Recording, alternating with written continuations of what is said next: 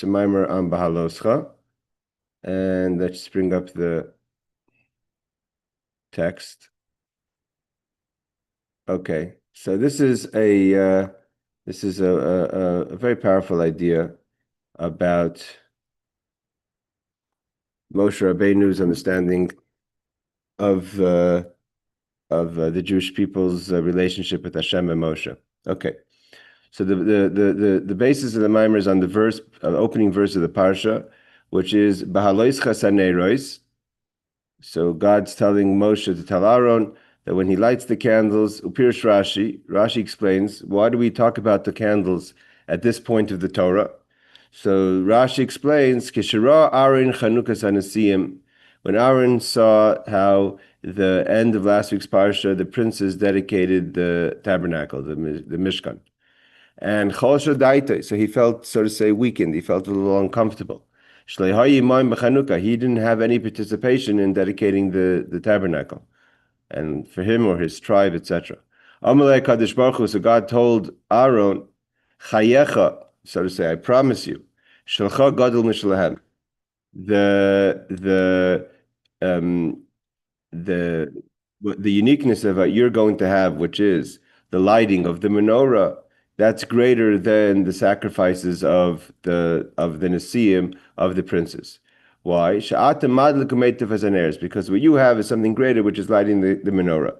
So to say, seemingly to appease Aaron, Hashem tells Aaron that although you didn't participate, or your tribe, meaning the tribe of Levi, did not participate in the dedication of the tabernacle, nevertheless, what you have is greater because you have the lighting of the menorah. To understand this, and also to understand what we're going to learn later in this week's parsha. When the Jewish people request that or complain for food, for man, for meat, etc. So Moshe tells God, when God says he's going to bring them, so to say, he's going to bring them food from heaven. So Moshe says, why are they complaining? Let them slaughter their own sheep. They had sheep. So the Rebbe says, or you can say it's in a question. Am I going to slaughter their sheep for them? So Ma'atmiya, what was the whole problem here that Moshe Rabbeinu was concerned that he didn't have enough meat for them, that he has to bring all the meat. They asked for meat. There's 600,000 people. They want meat. So Moshe is responsible for that. So the question is, Ma'atmiya, what was Moshe so concerned about? There's 70 nations, millions of people, i.e. And there are tens of thousands of more people than the 600,000 Jews. And there's no shortage of meat, at least not in those days. So if there's no shortage of meat, what's Moshe so concerned that where's he going to get meat to feed the Jewish people? 600,000 people, which is a beautiful amount of people, doesn't come to the world, and the world has plenty of people, plenty of food. And also, what Moshe adds, if I would give them all the fish, why is he talking about fish? They asked for meat, they didn't ask for fish. So why is Moshe requesting fish? Seemingly, what the Rebbe is concerned is the Alter Rebbe is concerned is, what was Moshe's concern over here? What was Moshe concerned about? That he says that there's not enough meat, or what about the fish? He didn't ask about fish. There's no shortage of meat. What was he concerned about when the Jewish people asked for food and God said he should provide it for them? So this whole conversation, we'll understand, it's obviously not a physical conversation about physical meat. Moshe was disappointed about something else. In this Maamar, we learn about a deep idea, a deep conversation of a conversation between God and leadership, so to say, Moshe. So Vayinin Yuvim Behagdim will understand this. By Ma'aseh Karbanos shall Nesim, to understand what is it that Aaron, so to say, was feeling uneasy about, that he wasn't part of the Karbanos, part of the sacrifices that the princes did to dedicate the Mishkan. Shekol Nasi Helish Shifta Idei Karbonei. So the idea seemingly was that why did the princes do these sacrifices? Not just as an expression of donating something to the Mishkan. It was actually effective for the tribe. Although they sponsored the donation themselves, but by them sacrificing the sacrifice, it elevated their tribe. And to understand all this, what was Moshe's concerned about the lack of meat, and what was his mentioning of fish? And what's the idea of that the princes elevate their tribes by the sacrifices? So to understand this, we'll first delve into the idea that our rabbis have taught us that says, Am ha'aretz asur lechel basar. It's brought down, there's an idea in the Talmud that says a person who's a simpleton, who's not learned enough, and what's called Am ha'aretz, a person of the land, is prohibited from eating meat. Not that it's a prohibition in the Torah, but it's not something a person who doesn't know how to learn Torah, doesn't know how to. We'll see what that means in a second. Shouldn't be eating meat. Dahainu, what's the reason behind it? Because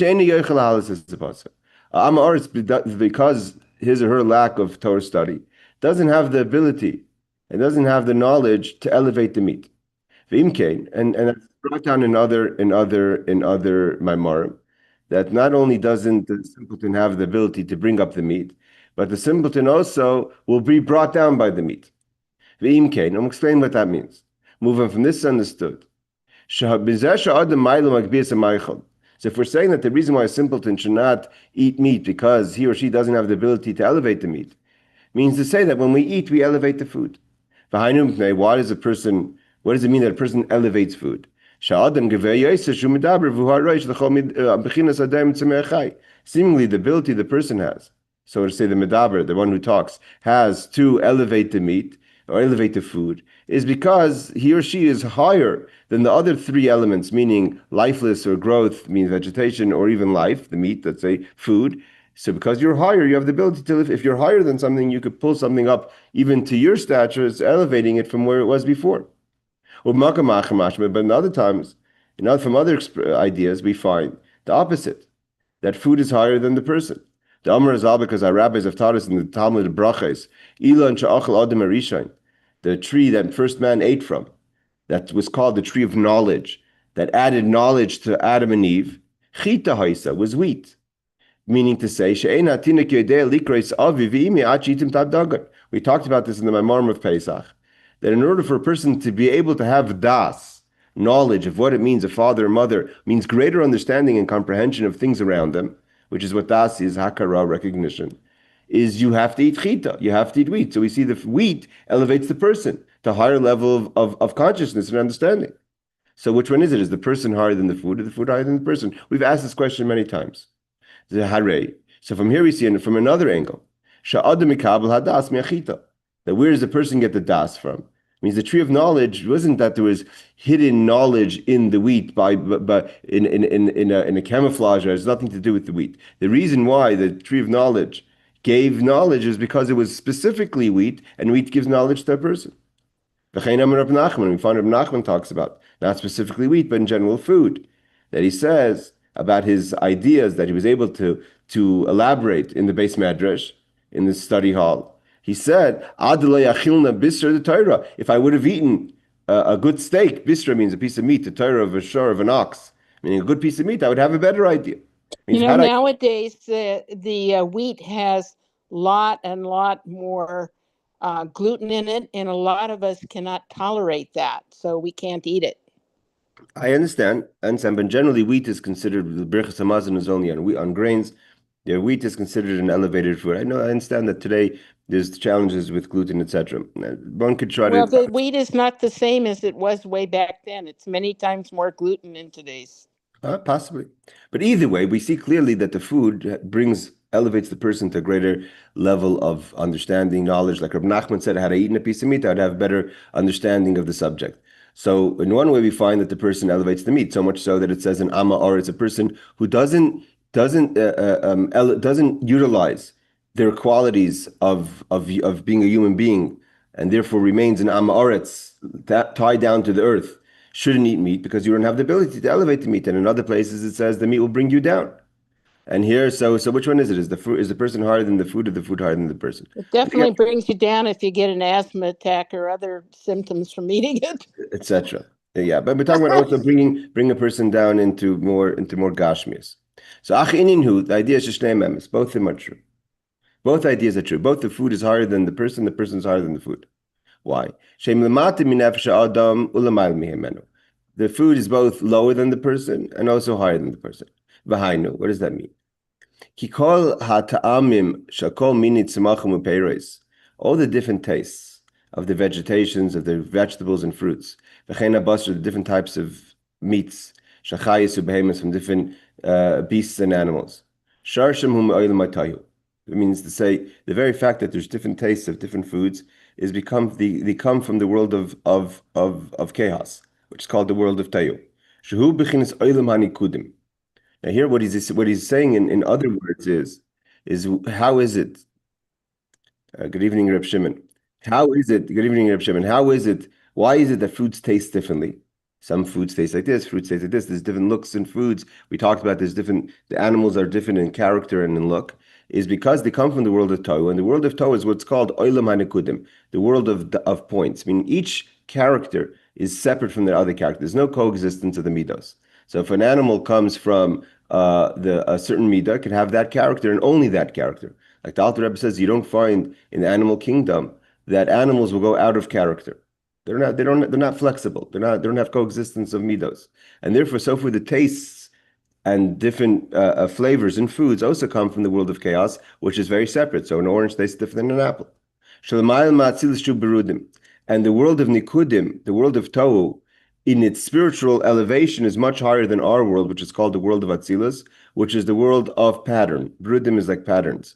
So what is the idea of brudim? Like we call it, say, pixels, right? If you have a lot of dots, they're still dots, but they complement each other and they could create a partsuf, what's called the image. So by having all different flavors or different ideas together, you could have a single image.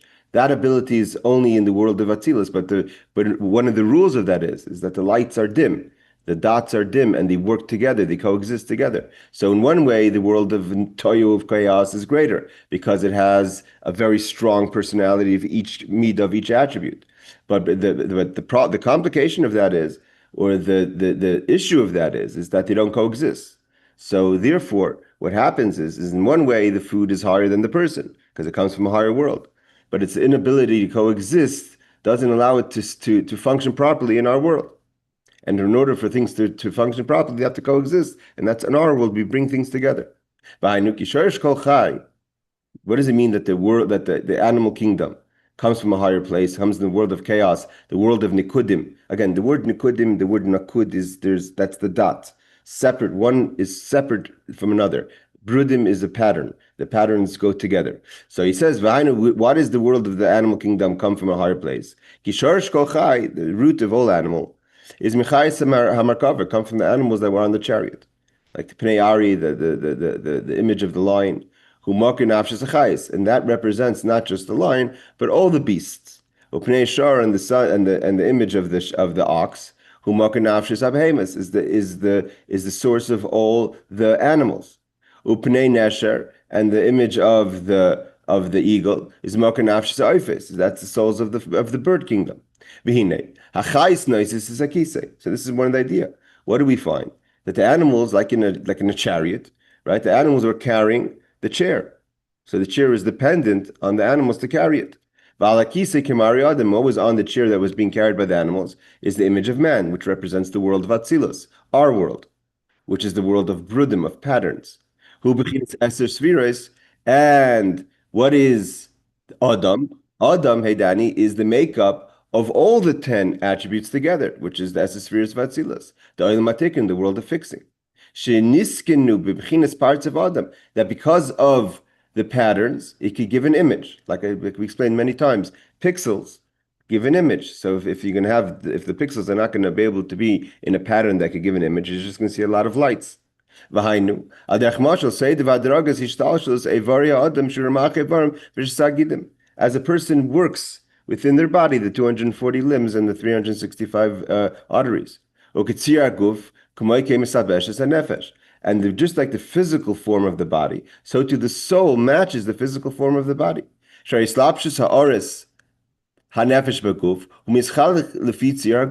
The body, the soul it divides according to the body. So the power to speak is in the mouth, the power to do is in the hands, the power to walk is in the feet, etc.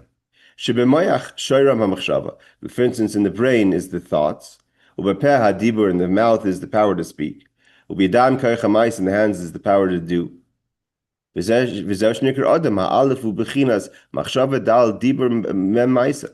why the person is called Adam. So there's different explanations why is a person called Adam, Adam. Adam is made up of three Hebrew words, Aleph, Daled, Mem. Aleph represents the thought. Daled is Dibur, speech, and Mem is Maisa, the different functionalities of a person. A person could think, speak, and do.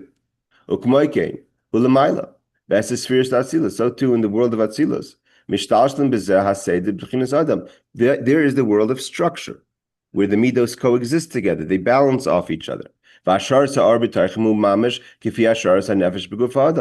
the lights that go into the vessels, so to say, of the midah is like the soul goes into the body. It fits. It's not a light that doesn't belong in that vessel. Meaning to say, the conversation of lights and vessels is a long conversation, but to put it in short is that the vessels are the definition of the midah, of the character. And the light seemingly is more simple, like just an energy for that specific character of the vessel.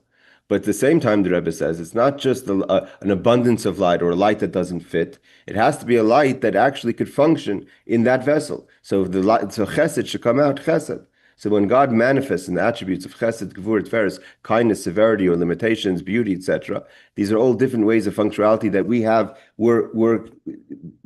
A person was made in the image of God, so we're also built up of the 10 characters, of the 10 spheros. Is that the lights of the soul function within the vessels of the body, or the vessels of the soul, I mean the character of the soul. So v'yesh bechinas moichin the kadnus, moichin the godless. And as things are in the body, this is the way things are. You have greater understanding and lower understanding. How much light comes in, how much it fits in, and how much it filters through. Mashen kein shari hebruyim. That's only by people that there's this balance, and there's different levels. By other creations, for instance, behemoths v'chayas, the animals, and the beasts. Ein siyar guf shalem shavlu adam klal. You see, the beasts don't look at all like a human. V'reishim kafif v'shava imaguf. And one of the reasons why in the animal kingdom you don't find that the head usually is higher than the rest of the body is because there is no difference between moach and leiv. The midos, they don't have that separation of on the level of difference of intellect. We're not going to get into the conversation of the level of intellect in animals. We know there's many discussions about what level of intellect the animals have, but it's not in the same way of understanding and functionality as a human has. So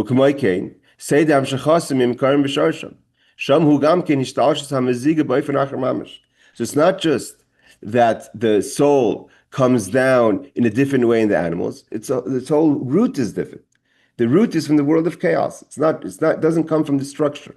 So what we're building at is what does it mean that a human elevates the food and gets elevated by the food? Because from a certain perspective, the animal kingdom is much greater than the human kingdom. But on the other side, for the ability to accomplish certain things or the structure of things, that has to happen through the humans. So that's how the humans elevate the food, and the food elevates the person. So it's a joint effort. Like we've learned many times. Alter Rebbe talks about sus v'roichvoi, the rider and the horse. They need each other. The horse needs the rider to direct the horse, and the rider needs the horse to move fast. Each one is contributing in order to accomplish something. So too we find that in the nefesh, Likkutei nefesh Bahamas, the godly soul and the animal soul. Because within the person, even within the structure, the element of the animal is the animal soul. And that goes higher and higher and more separate. So the animal soul, its origin is from the animal kingdom, which its origin is from the animals on the chariot. So this is the struggle. This is what's known as Seder Hishtalshlus, the chain of creation. And within the chain of creation, there's more structure and less structure. But the point is that we need both of them. We need the out of structure. We need to say the animals that has that chayis, that uncontrolled passion. Because if it was just left to the human kingdom, we'd be very limited and possibly unaccomplishing. We need that energy that's not controlled, but that our job is to control that energy and utilize it together to be able to accomplish things. Okay, that's the idea in short. Vihine. When we talk about the animals, we say, like I said before, the power of the animal is that it can carry the chair. You need the animal, that strength, and not just the physical strength, but the excitement strength, the passion, The idea of the nikudim, of the dots, is that it's a very, very strong excitement, a very strong feeling, awareness of its energy. So, like I said before, just like a person rides the animal lifts the person and takes the person where the person needs to go. So to the animals, that energy carries the structure that's represented as the Olam Atzilas, the world of structure, of tikkun, of fixing. Higher than it could go on its own. It lifts and elevates the person to be able to go into that huge energy of the world of chaos. But the idea is, if it has to, the person has to, at the same time, that's the tension. The tension is not to become chaotic, but to find control in the chaos. The Rebbe at the end, the Rebbe in the final years, the Rebbe were talking about that it has to be that our generation has to have that, has to have what's called oires de Teu, B'Kelim de Tikkun. We have to have the lights of the world of Teu, which are tremendous lights, because the lights in the world of Teu, of chaos, are even greater than the lights in the world of fixing. The lights themselves are in abundance. And at the same time, we have to have the power of the Kelim of Tikkun, the vessels of the world of fixing. So tremendous lights with tremendous control and discipline. They also get carried with the chair. They carry the chair, but they get carried themselves. They get elevated and they get lifted up with the person. Because when the person gets elevated, because the person is fundamentally structural and disciplined, so now that energy becomes disciplined. And it's able to elevate them. And that's the idea of the food. It means food on its own has much more power than the person. But food on its own is an uncontrolled energy. When food is given to the person, so that's an elevation for the food. Now that food becomes part of a purpose. Hopefully that the person uses that energy for positive things, for godly things, for holy things, for dir b'tachtonim. And that gives purpose to the food. When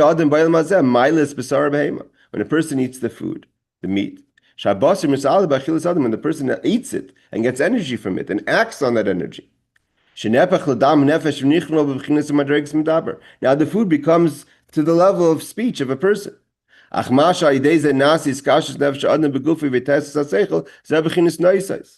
this, that it gives it energy, that's the power of the animal. But the fact that the person now gives it discipline is the power of the person over the animal, and that's the combination of food. So that's the idea of food, and this is why he doesn't finish off. But this is why it says an am aretz shouldn't eat meat. A simpleton shouldn't eat meat. I mean to say, if you don't utilize your qualities as a human being, and you're eating meat just to stuff yourself, and you don't have the discipline of how to utilize that energy, better don't eat the meat, because then the meat is this powerful energy that's not for you, because you're not going to use it properly. Okay, base. V'hinei habasar hu v'chinas gvuras, of the different foods. Again, we said each food, each of the creations in the world of chaos have these tremendous energies. They're nikudais, which is not dimmed lights, very powerful lights. What is basa? What is the energy of meat? Is gvura. It's red, right? So it's the blood. That's the attribute of gvura. Shtakachu sumka. That's why meat is red. Therefore, so when it gets eaten by a person, that gvura, severity, goes into become a holy severity, but it doesn't change character. It doesn't get when it becomes part of the person, it's not giving a different kind of energy. It's the same energy of its character as a piece of meat. But now, because the person has the ability to turn it into gvuras to kedusha, holy severity. What does that mean in the person's avodas Hashem? The passion you have, the rishveish, the burning fire you have for God and godliness, comes specifically from eating meat. Right, so we're not here to have a conversation about the vegetarian or the vegan, etc. We're just saying how Torah views it. Because, like we said before, what is the source of the animals and the beasts? Is from the lion and the ox on the chariot. Lion and the ox have passion for Hashem.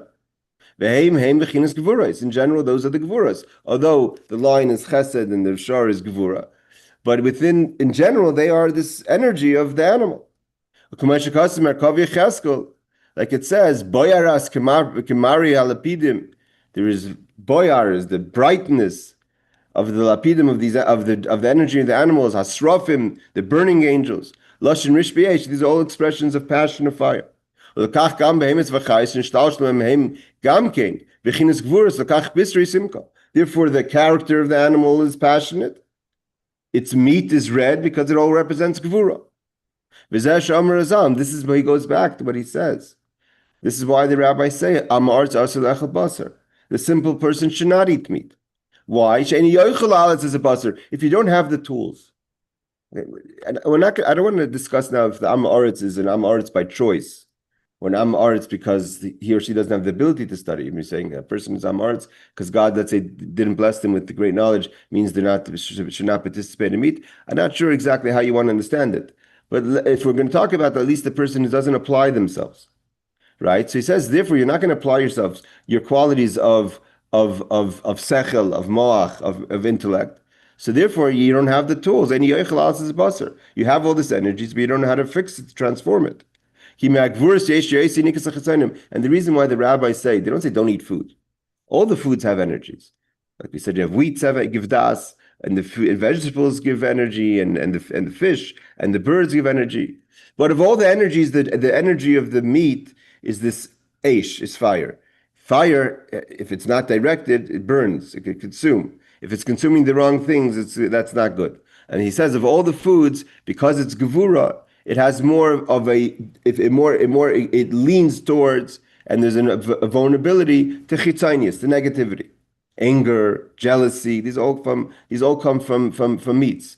So these are certain levels of ego. So there's therefore, if you don't know how to control that energy, and it's going to make you more angry, and it's going to make you more jealous, or more other things, or more indulging, etc. So then you're not controlling that energy, and that energy is consuming you. V'kivon, and he says, and because, just turn to the next page. She'eni yochel aloi, so you don't have the ability to elevate the foods. Habasar marid mashvila, the foods didn't bring you down. Aval Talmud Chacham, the Torah scholar, meaning that they use their intellect for Torah, and they have the tools to direct that energy positively. They use the chachma to be mevarer, to elevate, separate the negative from the positive. And then on the contrary, the food is a source of passion for Hashem. Okay, so now we understand what the food is. Now we're going back to Moshe Rabbeinu. Moshe Rabbeinu was disappointed in the Jewish people. He says, why are they asking me for meat? Here we have this little section of the Maamar, and then we go into the answer of Hashem. But now we're going to go into the question of Moshe. So the Jewish people come to Moshe Rabbeinu in the desert, and they complain, they want meat. And Moshe is disappointed. He says, where do I have meat from? Where am I supposed to give the meat from? What am I, a butcher? I'm not. So seemingly the conversation is very simple. Moshe says, where do I have meat? And God says, don't limit God. But here the Alter Rebbe doesn't explain that Moshe is questioning the choice of the Jewish people in wanting meat and in their avodas Hashem. So that's typical. Typical is that the meat it fuels the aish, the fire to the Talmud Chacham, to the Torah scholar. It seems all good. But Moshe wanted more from the Jewish people. Ach Moshe Rabbeinu alav shalom Maamar, Moshe, our teacher, says, Me'ayin li basar, where do I have meat from? Pirush. Never, even though what we described is this great energy that comes from what it's rooted as the animals on their chariot, for Moshe Rabbeinu that's a low level. Moshe Rabbeinu is much higher than the energy that is the source that comes through eating meat. Moshe Rabbeinu is a much elevated level than that. So Moshe appears because at the end of the day, it's still a physical food that's tied down, like we learned in the Maamar of Shmini about the Nune Yoima versus the Shar Habar. The Shar Habar is the passionate tzaddik, but it's not the level of the quiet fish or the cold fish. Moshe Rabbeinu is much higher than this energy of even the holy energy from the meat. Even after they get elevated, and he explains why. Because at the end of the day, the passion and this excitement that is created by eating meat, that fire, which is ahava, that's love for God. What does it fuel? It fuels an elevated level of self. Yesh mi she'oyev, I love God. At the end of the day, there's still you. And it makes so a person who's not elevated loves the world and loves their life and loves money and loves other things. And the elevated person loves God. But fundamentally, there's still a connection. It's about you. What do you love? So now you love something spiritual. So I'm a yesh, I'm something. I'm not nullifying myself to God. I, as I exist, love God. It's called yesh mishayev, someone who loves God. But Moshe Rabbeinu is much higher than that. Moshe Rabbeinu doesn't have self. He doesn't look at himself as something. He says to the Jewish people, what are we? Ma means what? Bittul. At the end of the day is a person who's a creation. As when you identify and when you're connected to self, it's separate from God. I'm something and God's something, and I love God as a separate entity. Moshe Rabbeinu says, I'm nothing. I'm totally consumed by God. I don't recognize myself as something. Total self-nullification. Doesn't mean Moshe is cold and doesn't have passion and excitement. It's never about my feelings of love for God. It's an expression of his nothingness. And again, where does this express itself in action? And it's different. There's choices that we can make in life that al pi Torah, according to Torah, you're right to make these choices. But that's a choice of a yesh mishayev. There's certain choices that we make, it could be selfish choices. I need to daven now. I don't have time for someone else, right? You could daven yourself and pray to God, or you could teach someone, or you could help someone else daven. You could go teach Aleph Beis to someone, or sit with children to daven. But then you say, what about me? I have to daven. So according to Torah would say, you're right. You have responsibility yourself. That's a yesh mishayev. So for who are nikar b'chinas gevuras ta'aba? Moshe's not is the passion of the chachma. Chachma is bittul. That's a different level of passion than the passion of the person who's feeling something. But the passion that's created by the foods, especially the meats that creates that the samuk, the red meat, that's the passion, the gvura. And even though you've used it right and you've elevated the food to make it a passion for God, that's the passion of mother, it's not passion of father, which is the source of the gvuras of Zav, of Zer Ampin, of the small complexion, meaning the midos. I'm something. Fundamental difference between Bina and Chachma, even in intellect, is Bina separates itself from the source of the intellect. It understands it. Remember, those who live in Seattle, Dr. Yossi Greenberg once sent me on a hike with my son. He said, you could go to the mountain or you could go to a high point and see the mountain, right? So you're separate from the mountain, but from a perspective, you see a tremendous amount, but you and the mountain are not one. Or you're on the mountain, you don't see anything because you're in the mountain, it's hard to see anything. Chachma is connected to the source of the Seichel. Bina understands it from a perspective. That's a yesh mishayev. Bina is the beginning of yeshes, of self.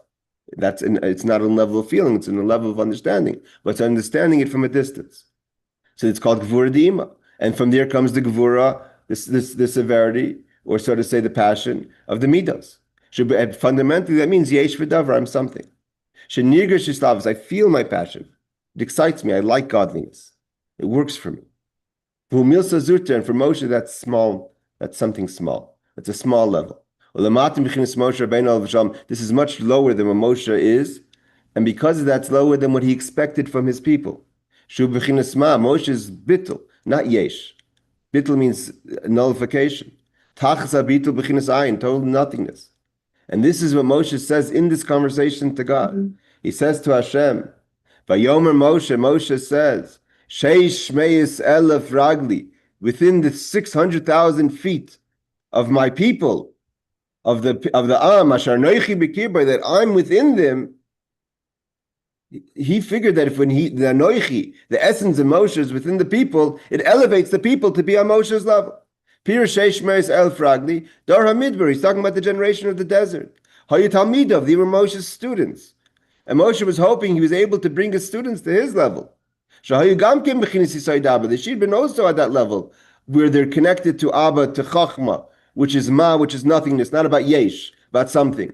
Shubachin is Bittul, which is nullification. Moshe says, I'm amongst the people. They're my students. What have I taught them if they're still asking me about their own self-perfection? They're asking about me. They want to feel God. Where's their bittul? Why am I not being affected in them? Well, he doesn't see himself in them, and he's questioning the student, and he's questioning the teacher. And you're telling me to give the meat. Why are we talking about meat now? We elevated the Jewish people to be, I'm their teacher, I'm Moshe Rabbeinu, they're my Talmidim. Why are they still talking about Yesh Mishayev, how they love God? Why aren't they nullifying themselves to Hashem? Moshe is talking to the level of godliness. That's the source of the bittul. And says, why, just like I'm being affected by this, by the Orient Sefer, the infinite light, why aren't my students being affected by the infinite light? Chachma is you. That's in the when we say ata, we're talking about the level of chachma. The mashmash atu Orient Sefer Meluvish b'chachma titin baser, and you want me to give meat. You want me to feed the yesh mishayev. You want me to feel the I love God. Why are we talking about the I over here? Where's the ma? Where's the bittul? Moshe felt it was beneath. He can't lower himself to that. You want me to actually. That's what I should be teaching and elevating the people. The people came and complained to Moshe. Moshe says to God, "Give them meat." Moshe says, "My only basa. Why am I giving them meat? We're supposed to be ayin. We're supposed to be nothingness. In ayin and basa don't go together." Why am I giving them meat? Meat again feeds the passion of the yesh, of the person who wants to feel God. Moshe thought he elevated his people to nothingness. The meat represents gevura, represents yesh. It represents something. I love God. I want to see God from a perspective. I want to take in godliness. I don't want to nullify myself from godliness. Why I don't exist anymore. And Moshe didn't understand. Why is he required to feed that to them? Why is he elevating them? Why haven't they been elevated? Why are we still talking about it? Because the root of all negative comes from that. Where does the golden calf come from? The golden calf is a byproduct of the yesh mishayev. Because as soon as the yesh mishayev, the person, if you don't have bittul, so yes, the person who loves God and and elevated the meat and is I'm standing there loving God, but at the end of the day, because there's the I in the conversation, as soon as the I is not being fed enough, or is not being inspired enough, or has an issue, the agenda is being affected, from that trickles down to having a golden calf. It's not a guaranteed thing. But where's the source of it? The source of it is the word yesh. Now it's yesh mishayev, I love God. But from that same yesh mishayev could trickle down that there's a golden calf. He doesn't feel he should find that for them. Here's the brilliant answer Hashem gives Moshe Rabbeinu. Because Moshe has a Tana Tzedekah. Moshe has a right. Moshe is the man. When Moshe is troubled by and concerned with is seemingly justified. And here's what God teaches Moshe something. So God responds to Moshe. Hayad Hashem Tikter. Why are you limiting God? Why do you expect perfection? Why do you expect that you need perfection to find godliness? You only want that. You think that the only way of a person could serve Hashem, yes, bittul is the highest level. Yesh mishayev could be the source of the golden calf, but you have to see it from the perspective of the bigger picture.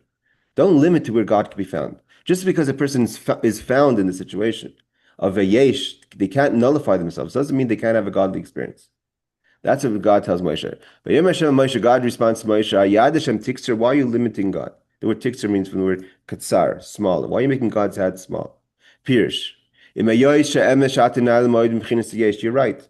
You are greater than the yesh, the person who loves God. And you are ma, you're nothing. And you expect that from your people as well. The basar, ki'ata b'chinas ma bittul. Moshe represents self-nullification, nothingness. And it means, that's, again, like the Alter Rebbe says, not that you don't love God. You don't love God as a self-expression. Because the self-expression is loving God, and tomorrow you love something else. Afa bikain hayad Hashem tikter. Why are you limiting God? Bitmia is a question mark.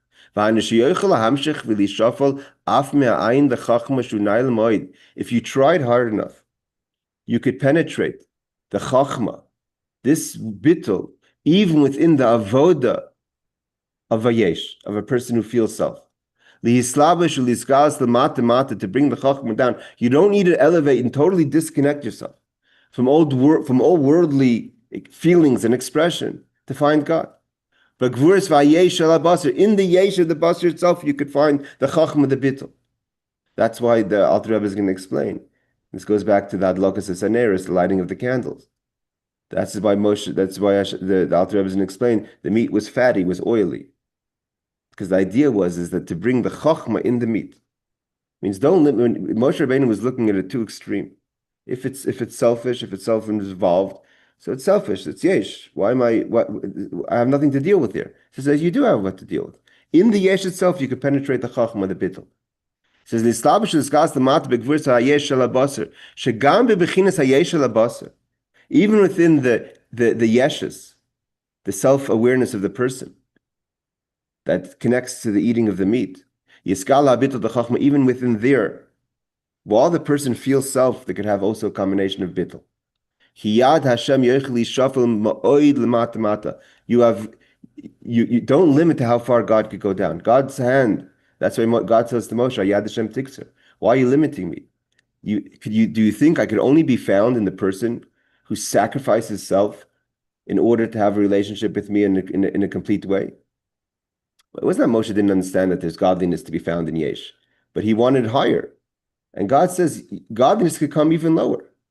In the Yesh, you could have bittul, self-nullification. A person could be in touch with a need for physical. This comes down to the Rebbe's whole beautiful talk in Rosh Hashanah, why the Shemana Esrei, when we stand in the Amida, we talk about physical needs. We talk about Rafa'enu, give us healing, give us a parnasa, Baruch Aleinu. Right? We're standing in front of God, the Amida, the highest point of the davening. And what are we talking about?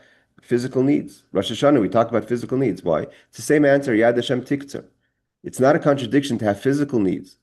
And those needs to have, and there's yeshus, and you need them. Whether it's gashmias or ruchnias, spiritual needs or physical needs, and within that needs simultaneously, the chachma, the bittul, could be in the yesh itself. That's the chiddush what God says, that in yesh you could have bittul. When you're simultaneously feeling your own physical needs in that need itself, you could have a bittul. And what does that mean in avodah? That you don't separate your need from the need from dir b'tachtonim. A beautiful house and a beautiful life doesn't have to be separate from God. You could turn that as a vessel, as a sanctuary to Hashem. Your motivation behind the beautiful things in this world, and the menucha and the calmness in this world, and the ashiris and the wealth of this world is for a way to make it an ashiris for godliness, for Hashem. V'zeh inyan haslav, and that's why the food that Moshe brought down, the meat that we brought down in this week's parsha, they're very fatty, oily meats. It's brought down. Kedisa b'Gemara Yuma. The Gemara in Yuma tells us, "Maskinin la atlase rifte." They put it on 13 pieces of bread, right? And the oil soaked through all 13 pieces. They're so oily, you couldn't just eat the bread. You had to mix it with something else because it was too oily. That's how oily the meat was, to show that the oil, which is shemen, which is chachma, which is nullification, could penetrate the yesh of the meat. It's obviously if the 13th piece of meat was like that, so obviously, the 13th piece of bread. So the first piece of bread was mshrabi inedible b'chlal. Right? Today we don't celebrate fatty meats, but in the Torah does celebrate fatty meats. The shemen is the chachma. It's a level of chachma of total bittul. And in this world also, shemen means wisdom. Torah, which is chachma, which is wisdom, is called shemen, is oil. Oil represents wisdom, and wisdom is the source of bittul, because the wisdom is bottled, it's nullified to the seichel. Bina is the understanding; it's less connected to the origin. Therefore, it's from a distance.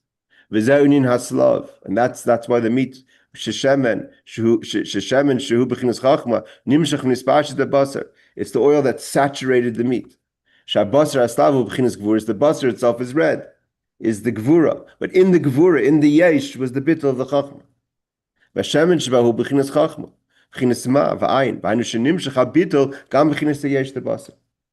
the chiddush what God tells Moshe. God doesn't say to Moshe, you're wrong. God says to Moshe, you're wrong, not because you're wrong to think that I can't penetrate the yesh, that a Jew can't find holiness and meaning simultaneously in their yeshes to find bittul. That's the chiddush. That's what Moshe Rabbeinu, that's what God taught Moshe Rabbeinu. That's why this is such an important conversation between Moshe and God, because it's such an eye-opener of what Torah mitzvahs is and what's the reach and expectations of godliness within a person's avodas Hashem. That you don't have to lose yeshes to find bittul. You could combine yesh and ma together. The meat becomes oily. The meat becomes chachma. And that's why God tells to Moshe, Hayad Hashem tikser, why are you limiting me? V'zeh Hayad Hashem tikser. This is what God says to Moshe, why are you limiting me? Why are you limiting my hand? Because God could bring down from the level of ayin, l'toicha basar, into the meat.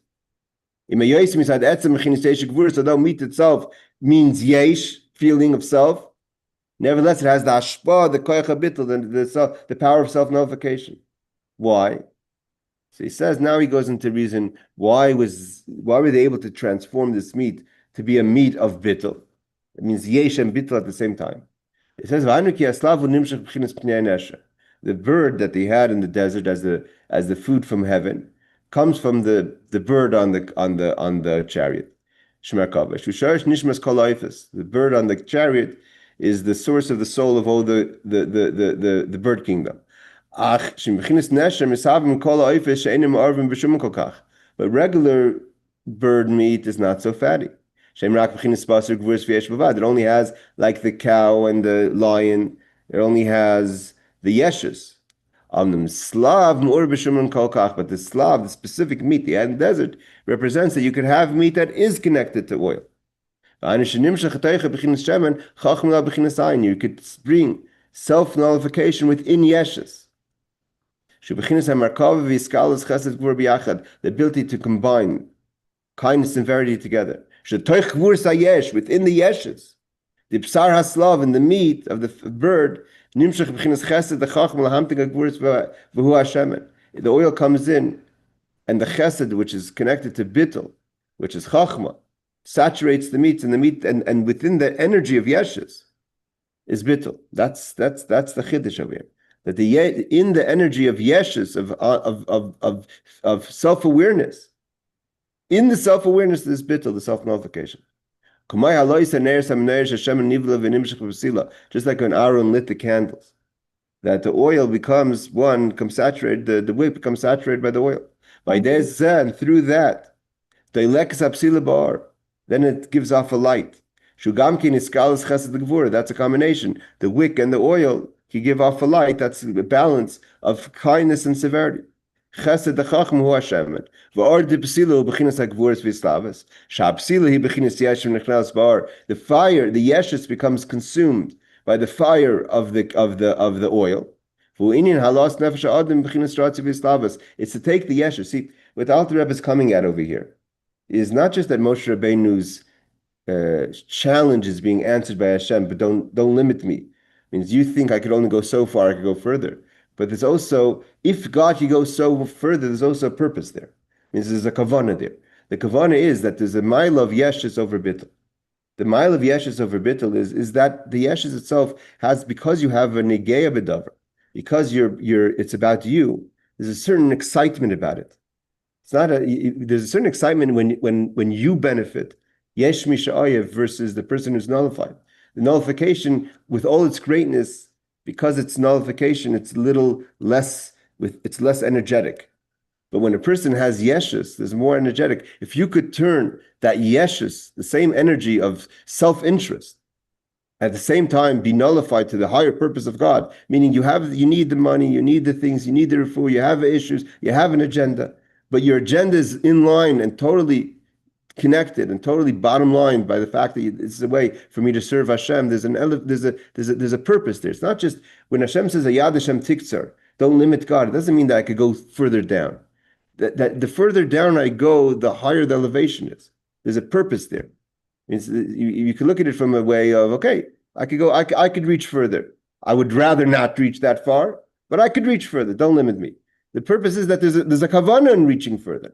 There's an intention there. There's an elevation. There's a benefit to reaching so further down. Not just that you're going to elevate from a person that's selfish, but in this, that selfishness has value, because there's a certain level of excitement in selfishness that if you could transform that, then you're transforming a higher level of energy in a certain way. But you need the bittul. The yeshes itself is negative, even if it's yeshes for God, selfishness, self-awareness for God. But if you could have that selfishness and then transform that to combine that with bittul, That's another whole power. And that's the idea of the candle. And this is why he's going to explain. We're not going to really get it, but he's going to explain over here. I'll just learn the beginning of it. What he's going to explain over here is why the God tells Aaron that the lighting of the menorah is greater than the sacrifices of the princes, right? We started off the Maamar saying that Rashi quotes that when Aaron saw what the princes did for their tribes, that each prince came and dedicated in the tabernacle on behalf of their tribe, they elevated their tribe through the sacrifices. God says to Aaron, don't worry, but lighting the menorah is greater than that. And the reason is not just because the lighting the menorah is greater, right? The Nachmanides, the Ramban says, because the menorah outlasts the korbanos, the little candles of the Hanukkah candles, we still light them today. But put that on the side for a second, or maybe it's combined in another way, but just from a different perspective. The idea is that the korban, that the sacrifices that the tribes, the princes did on behalf of their tribes, was to elevate the yesh misha ayev. It only elevated the self. It was only about the meat. God tells Aaron, why is yours greater? Because you can elevate that the yesh should be bottle. You could bring shemen, which is the oil of the menorah, that the oil of the menorah penetrates, that the yesh, the self-interest, the self-focus, should become elevated to godliness, to bittul. That's why what Aaron does, the menorah is greater than the sacrifices. Sacrifices only elevates to the level that I love God. The menorah elevates that within the eye, there's the nullification of godliness. That's how he finishes off. That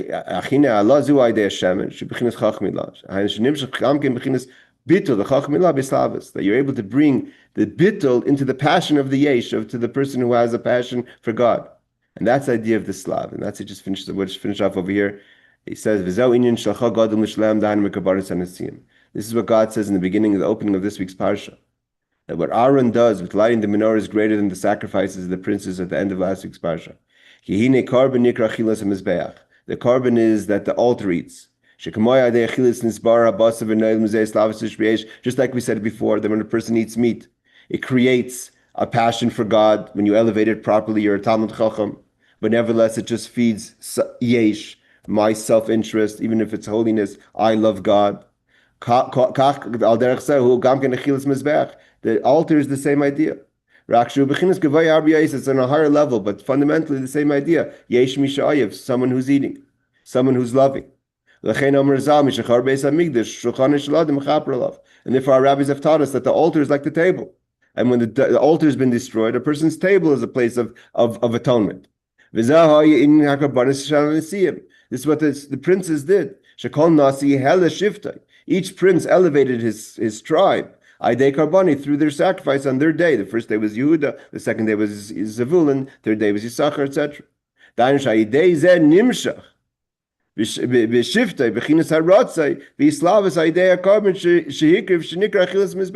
Each prince elevated his tribe to the level of Yesh Mishayiv, like the person who eats meat who becomes loving of God. But Aaron's much higher than that. The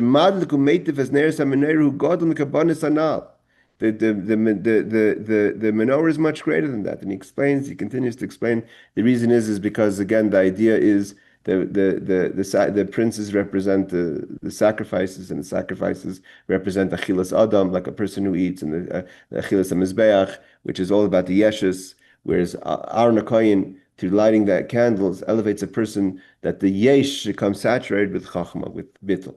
And that's, again, connected to Moshe Rabbeinu's conversation with God, where Moshe felt that if a person to truly elevate to their highest purpose is to totally lose self, God says to Moshe, Yad Hashem Tiktzar, don't limit me, I could bring bittul into yeshus. But that's Aaron HaKohen. Aaron and Moshe are the team that represent and elevate the Jewish people. So Aaron elevates the people to be receptacle, that in their yeshus they could have the menorah, they could have the light of the shemen. All right, everyone, Laila Tov, and thank you for joining, and we'll see you, B'ez Hashem, next week. Take care. Thank you, Rabbi.